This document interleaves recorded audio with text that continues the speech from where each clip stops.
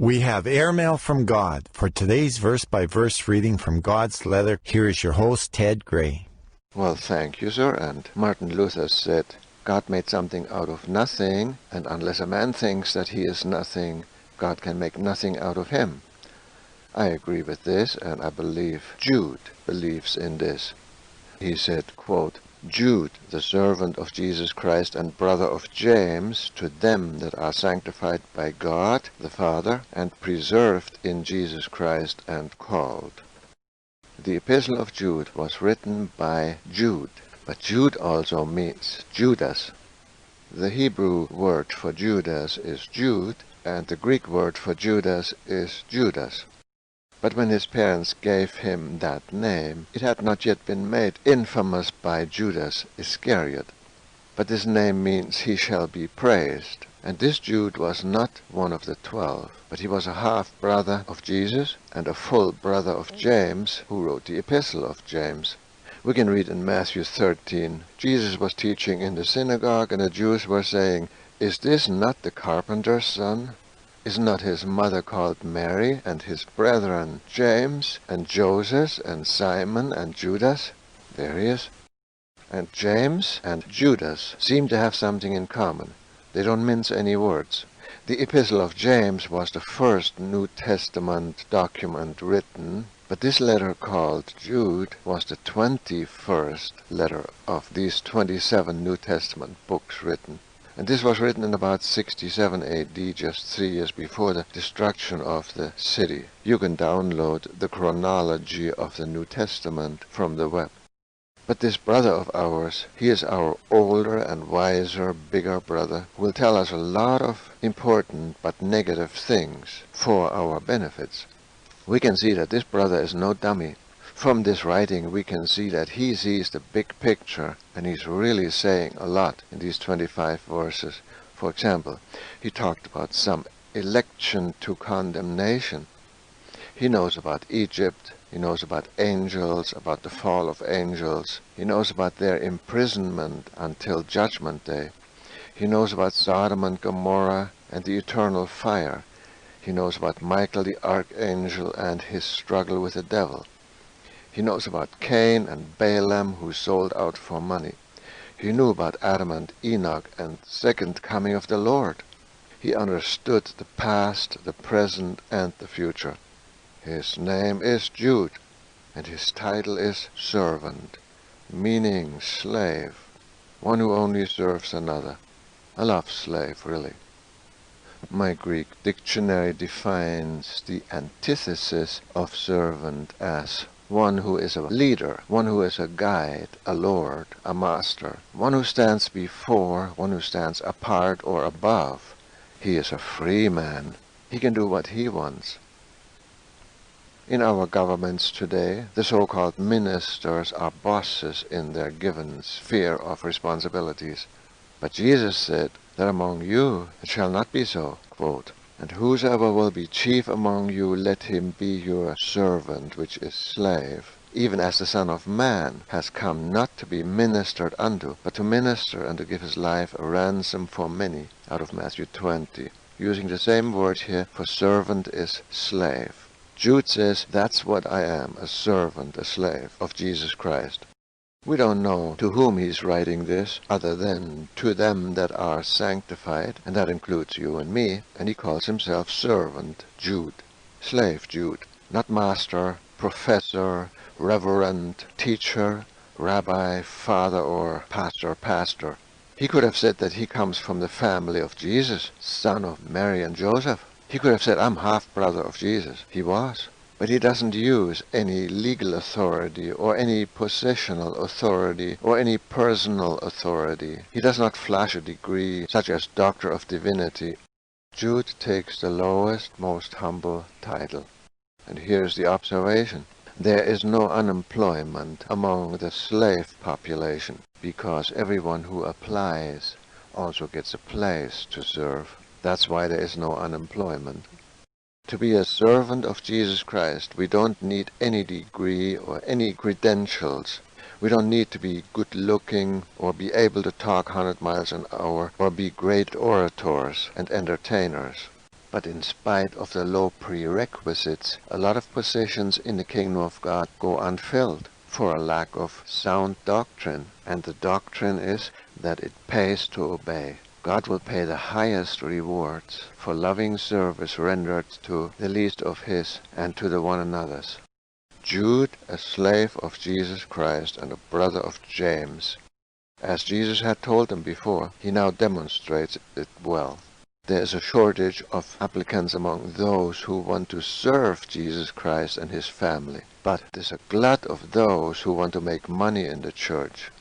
The distinction between a slave and a hired laborer existed way back even before the New Testament, and Jesus and his apostles were slaving not for a salary but for others, as Jesus had taught them. They do this to be seen of men. They love the uttermost rooms at feasts and the chief seats in the synagogues, and they love the greetings in the marketplaces and to be called of men, Rabbi, Rabbi.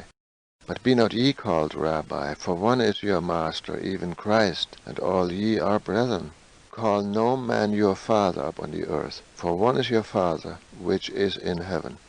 Neither be called Masters, for one is your Master, even Christ. But he that is greatest among you shall be your servant, and whosoever shall exalt himself shall be abased, and he that shall humble himself shall be exalted. And he goes on. Jesus prohibited us to be called, or to call each other by titles of honor, and after 50 years of looking at this, I'm dead sure that this includes pastors, reverends, and all the fancy titles we attach to men in the church. But reverend can mean, among other things, a godly man leading a godly life. But holy men are aware of their sins, and are not aware of their holiness. Jude said men came in unawares into the church and have contradicted what Jesus has taught, such as self-love and self-esteem, and calling each other your grace, your honor, your majesty, your royal highness, and my Lord. But it's a stench to high heaven. To steal titles like that and attach them to worms like us who are living on death row is deceived, and the church has swallowed it hook, line, and sinker. He said we are brothers. Brother means coming from the same womb, and within one family there is no such distinction as I am the reverend and you are not. We are not to be into upsmanship who is the greatest, like rabbi or father or master, author and lecturer. Those are exalted titles of honor. Today we have the same problem. We just invented new loopholes to feed our egos. We use titles such as Doctor of Theology, Expert, Specialist, Counselor with a PhD, Pastor or Reverend, Senior Pastor. I believe it's a clear violation to call anyone pastor today. Paul says by now you should be teachers. He wants the division torn down. Those who teach can teach, but they shouldn't be called teachers. And those who shepherd are pastors in practice, but they shouldn't be called pastors. That's the difference. We can practice our gifts, but we shouldn't tolerate for men to put titles on us, honorable titles, because the honor belongs to Jesus only. He is the only one that gave all the gifts, and he's the only one that died for us. And he's the only one that wrote this Bible. It's simply against what Jesus taught us. He said, you are brothers, and we should call each other by first name and brother, and think of one another as equals. Now those gifted men who lovingly labor within the church, as first-century servants did, they should be loved and appreciated, but not rewarded with anything that fosters a prideful heart. Only equals, no upsmanship whatsoever. Only reverse upsmanship is legal. Being a servant, ministering, going lower, humbling ourselves, lowering ourselves, laying down our lives, sowing our lives like a seed, so that it dies and brings forth much fruit. I hope in your church it's different, but many of today's ministers are operating like a worldly corporation. This should not be so. They lord over their businesses, which are corporations. They can't live without their cash-hungry corporations. Jude wasn't on a salary. He says he is serving Jesus Christ. What happened to the purity of the common salvation? Someone said, when the church came to Jerusalem, it became a religion. When the church came to Greece, it became a philosophy. When the church came to Rome, it became an empire. When the church came to America, it became a business. Jude, a servant of Jesus Christ and brother of James. This also proves that Mary had other children besides Jesus. Then Jude tells them that they are sanctified, preserved, called, and loved. They, or all Christians, are set apart for God. That means that they are saints. Saints become saints by God's action, not by man's good works. Then they are preserved in Jesus Christ, he says. As Jesus said, no one plucks them out of my hand. Or as Peter said, that our inheritance is reserved in heaven for us too. So we get new life, we get new bodies, and we get new things. Then Jude says, watch out, there is a war going on. In verse 3, Beloved, when I gave all diligence to write unto you of the common salvation, it was needful for me to write unto you and exhort you that you should earnestly contend for the faith which was once delivered unto the saints. I dare to say, what we do out of imperfect or natural or selfish motives, we had our reward in this life. On Judgment Day, God will only reward service, not passive attitudes or being hearers only, or what we sell to each other in the Christian industry. His Lord said unto him, Well done, you good and faithful servant. The apostles referred to themselves as servants. Paul a servant, Paul a slave of Jesus Christ, called to be an apostle. Romans 1. Or Paul said, For he that is called in the Lord, being a servant, is the Lord's freeman. Paul said, He that is called being free is Christ's servant. Ye are bought with a price, be not ye the servants of men. Out of 1 Corinthians 7. In other words, we owe service to the Lord, not to this world or to ourselves. Christians are to serve God. But many today who call themselves ministers, in their mode of operation, they better fit the antithesis of a minister. They are not obedient slaves to Jesus Christ, but they are leaders, guides, lords, masters. They stand before, or they rank before. They are heads or masters. They are freemen and rulers. Well, have a nice Judgment Day, mister, if that describes you, the free man who can teach what he wants. He can teach uplifting sermonettes, psychology, flattery, prosperity doctrine, another gospel, another doctrine, and another Jesus. On the other hand, you will have a nice Judgment Day if you take orders from Jesus, who wants his church to be strong in the doctrines of the faith.